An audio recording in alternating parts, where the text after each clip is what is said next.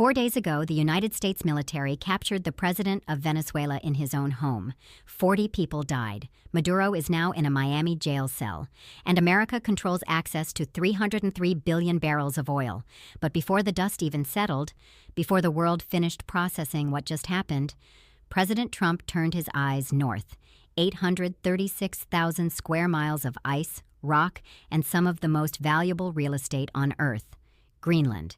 And this time, he's not just talking about buying it. He's considering paying every single person on that island up to $100,000 to join the United States. Today, I'm going to show you why Greenland matters more than you think, why the United States has tried to buy it 4 times before, and why Trump might actually succeed where Truman, Taft, and Seward all failed. This is the Arctic Prize, and America wants it. Let's start with what Greenland actually is. It's the largest island on Earth, 836,000 square miles of territory sitting between North America and Europe. 81% of it is covered in ice. The population? Just 57,000 people. 90% of them are Inuit. The capital, Nuuk, has about 20,000 residents. Greenland has been a Danish territory since the 1700s. In 1979, Denmark granted it home rule, meaning Greenland governs itself on most internal matters. But Denmark still handles foreign policy and defense. So why does the most powerful country on Earth want a giant ice cube with fewer people than a mid-sized American town? 3 words. Location. Location. Location. Look at a globe, not a flat map, a globe. Greenland sits directly between the United States and Russia. If Moscow ever launched intercontinental ballistic missiles at America, the shortest path goes directly over Greenland and the North Pole. This isn't theoretical. This is why the U.S. built Pituffik Space Base, formerly Thule Air Base, on Greenland's northwest coast in 1951. It's the northernmost military installation the Department of Defense operates, 750 miles above the Arctic Circle, less than 1,000 miles from the North Pole. That base houses the 12th Space Warning Squadron. They operate a massive phased-array radar that can detect ballistic missiles heading toward North America. It's part of NORAD, the North American Aerospace Defense Command. It tracks thousands of objects in orbit. It's the first line of defense if Russia or China ever decides to strike. Vice President J.D. Vance visited that base last March. And just today, he told Fox News, the entire missile defense infrastructure is partially dependent on Greenland. He's right, but missiles are just the beginning. There's a naval choke point you've probably never heard of. Military strategists call it the G-Uk Gap. That's Greenland, Iceland, United Kingdom. It's the maritime passage that connects the Arctic Ocean to the North Atlantic. During World War II, Nazi U-boats used this gap to hunt Allied convoys. The waters around Greenland became a killing ground. They called it the Greenland Air Gap, too far from land-based aircraft for protection. In any future major conflict, whoever controls Greenland controls access to the North Atlantic. That means controlling the shipping lanes between America and Europe. That means monitoring every Russian submarine that tries to slip into the Atlantic. NATO has watched this gap for 80 years. But here's the problem. Denmark, which is supposed to defend Greenland, has about 150 soldiers there. The Danish military's Arctic Patrol is a dog sled unit.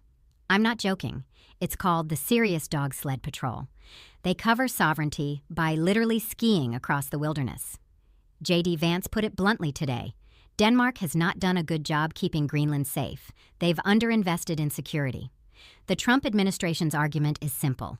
If Denmark can't protect this strategic asset, maybe America should. But there's something else under all that ice. Something that might matter even more than missiles. Rare earth elements. These are the 17 metals that make modern civilization possible. They're in your smartphone. They're in electric car batteries. They're in wind turbines. They're in the guidance systems of every advanced missile the Pentagon builds. And China controls 90% of global processing. In April 2025, Beijing restricted exports of heavy rare earths to the United States. It was a warning shot, a reminder of who holds the cards. Greenland is estimated to hold 36 to 42 million metric tons of rare earth oxides. That could be the second largest reserve on Earth, after China. According to U.S. government surveys, Greenland possesses 39 of the 50 minerals America has classified as critical to national security. Michael Waltz, Trump's national security advisor, said it plainly. This is about critical minerals, This is about natural resources. If America controlled Greenland, it could theoretically break China's stranglehold on the rare earth supply chain. But, and this is important, there's a problem. Experts say the rare earth dream is absurd in the short term. Here's why. The ore quality in Greenland is low. Good rare earth mines have concentrations of 5 to 10%. Greenland's deposits run around 1 to 2%. That means you'd need to move 10 times as much rock to get the same amount of usable material. There's almost no infrastructure. No roads, no railways, no ports along most of the coast. Construction is only possible a few months per year because of the extreme cold. And even if you mined it, you'd still have to send it to China for processing, because China owns the technology, the facilities, and the expertise. One mining expert told Fortune, if you're going to Greenland for its minerals, you're talking billions upon billions spent over decades to acquire an industry that doesn't yet exist. Another expert asked the obvious question, why aren't the Chinese in Greenland? They've scoured the globe for rare earths for 30 years. They're not stupid. Why don't you see any of them there? The answer is infrastructure. It would take a decade just to start production, maybe longer. So the minerals are real. The strategic value is real. But the timeline is measured in decades, not years. There's one more factor that's changing everything. Climate change. The Arctic is warming twice as fast as the rest of the planet. Ice that's been frozen for 700,000 years is melting, and that's opening shipping routes that were impossible to navigate just 20 years ago. The Northern Sea Route runs along Russia's coast. The Northwest Passage cuts through Canada's Arctic archipelago.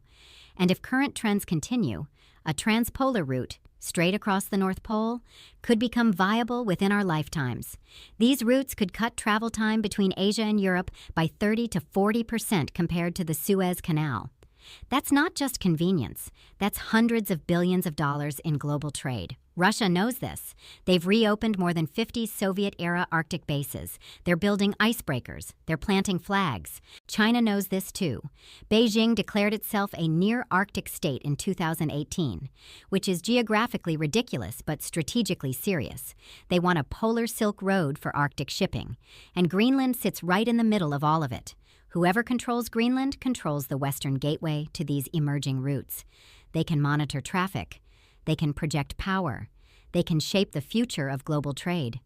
This isn't about what Greenland is worth today. It's about what it will be worth in 2040, 2050, 2060. So how does Trump plan to get it? The White House has said military force is always an option, but that would mean attacking a NATO ally, something that would immediately destroy the alliance.